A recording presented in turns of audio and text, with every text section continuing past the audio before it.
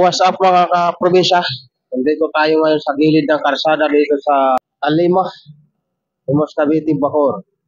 Ginagawa natin ito sa titinda tayo ng pandesal. Ayan, sarap na pandesal yan, mainit pa. Malunggay pandesal.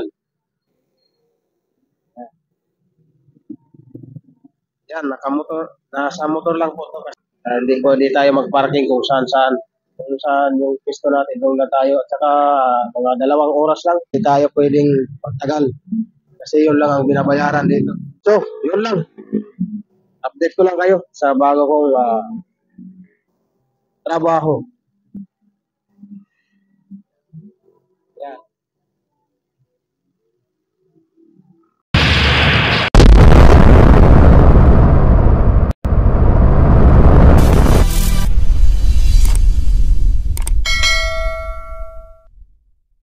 What's up mga kaprobinsya? Pangalawang araw na natin ito na pagtitinda ng pandesal kung saan kami napupunta. Yan.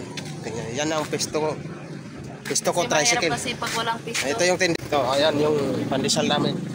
Bagong pisto magkapang-gapang lang muna tayo. At least iba yung ginagapang. Sa wakas, nagkaroon din tayo ng pisto dito sa kanto ng Binakayan at Sapote at Sinigilasan. Shout out pala sa mga taga Sinigilasan at saka Ignacio Village dito sa Bacoor.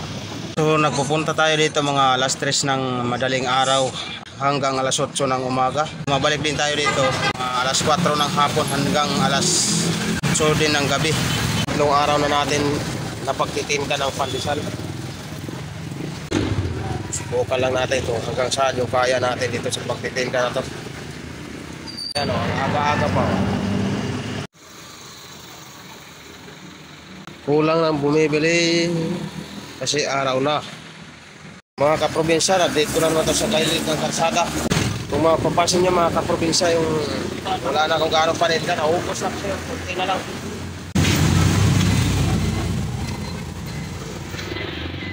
Umaga hapon ako dito nagde-display kasi nga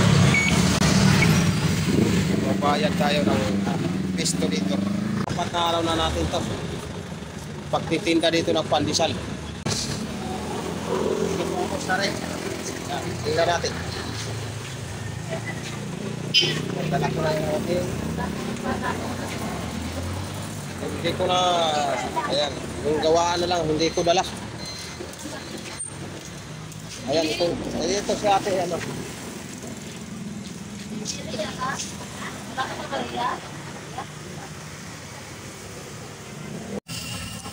Good morning mga kaprobinsyano. Nandito na naman tayo sa gilid ng kalsada. Maaga-aga pa natin dito, nagbebenta na tayo. Mga customer natin dito wala pa kasi linggo ngayon.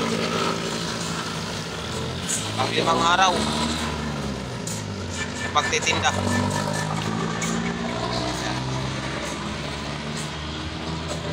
Nandito na naman tayo sa gilid ng kalsada, nagtitinda nitong tinapay natin ang paninda. Tawagin nila ay rolling. Pero bago ang lahat. Shout out muna sa mga kasamahan ko.